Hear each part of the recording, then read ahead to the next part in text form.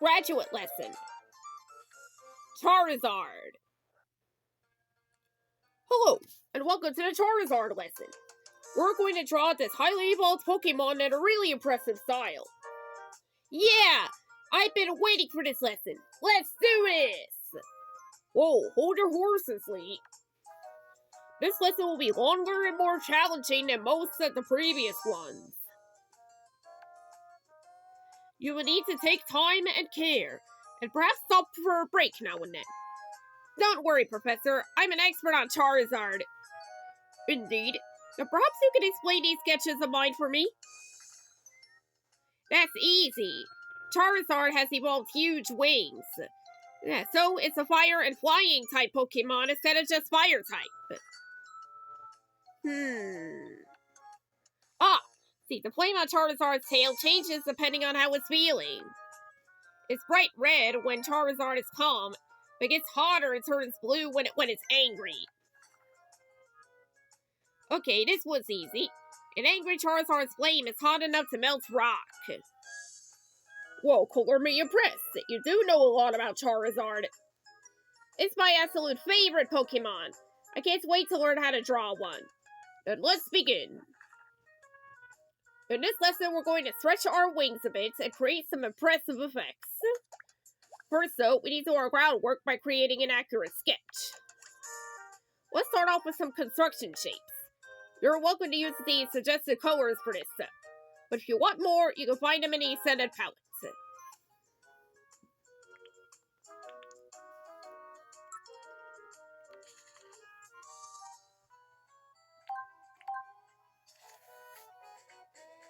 Before we move on, I think it would be good to tidy up our construction shapes.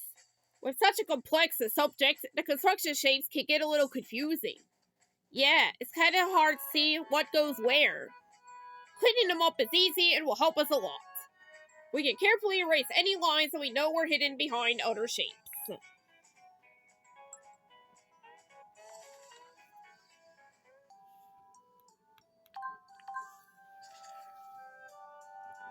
Now let's sketch the details over the construction shapes. Take your time with this, and don't be afraid to clean up as you go.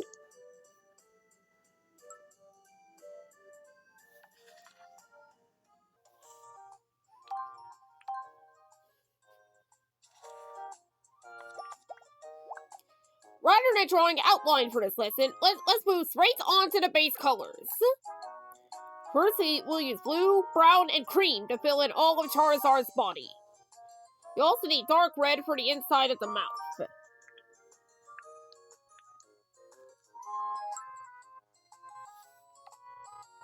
We're using dark base colors to give a strong contrast with the vibrant flames later.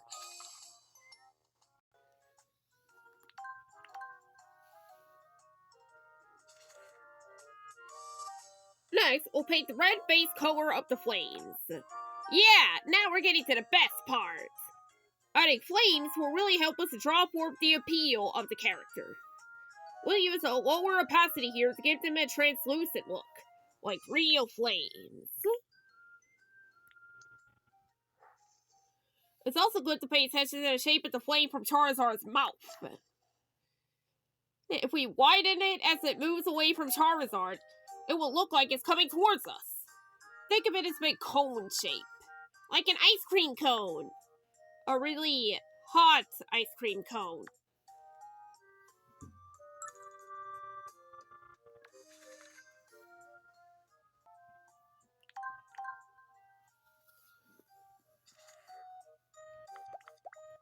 Our Charizard is very dark at the moment. It's time to add atmosphere using highlights. Our light source in this painting is the flame coming from Charizard's mouth. That means our highlights should be on surfaces that are facing forward. We'll use the second opacity setting to build up the bright orange areas.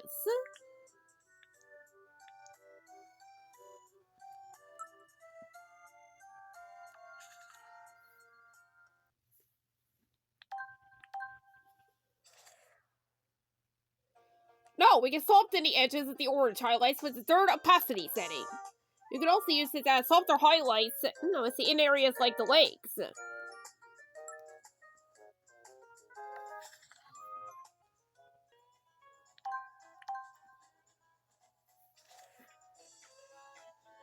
Now let's add the other highlights, blue, cream, and red.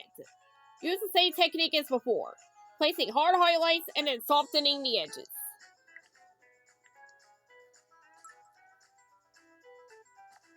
Remember to use the lowest opacity setting when working on the flames.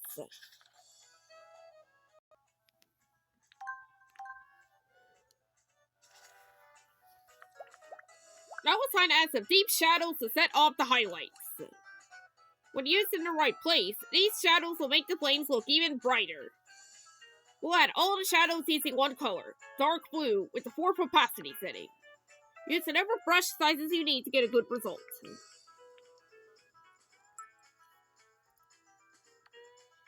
I have a few tips for this set before you jump in. First, it's worth leaving some of the base colors showing at the edges as a ring light. It's also good to add some of the dark blue around the flames to give them shape. Lastly, remember to use dark blue to add the pupil to Charizard's eye.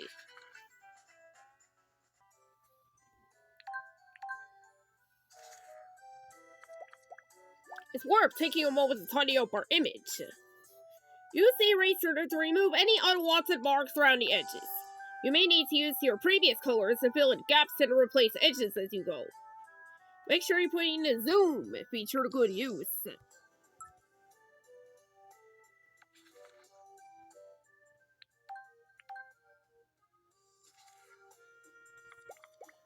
Now it's time to add the final highlights. Our light source is a burning flame, so our highlights need to be a warm color. Use the creamy orange to add in all the highlights around Charizard's body. As usual, switch to say brush sizes and opacities to get a result you like.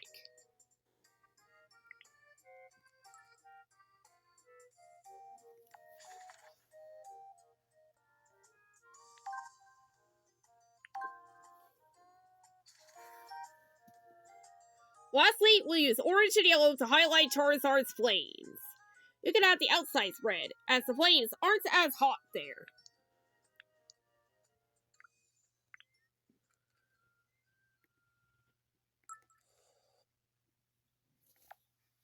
Since this is the last step, we can also add some final touches to the painting. Faces are important, so I'm going to pay extra attention to that area.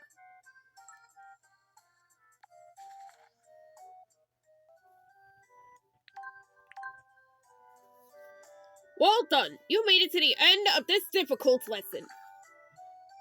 Whew, this has taken me ages. But I think it looks pretty awesome. Oh my. Are there enough flames in there? Oh, I haven't finished adding the flames yet, Professor. My Charizard is really angry, so I gave it a blue flame on its tail. Well, your hard work has certainly paid off. It's good to see you picking up new skills. Of course, there are always new ways to test yourself as a Pokemon artist. You could try the mini lesson if you want to try something in a similar style. Just make sure you take a break now and then. It's always best to stay refreshed. Whatever you choose to do, I look forward to seeing you there.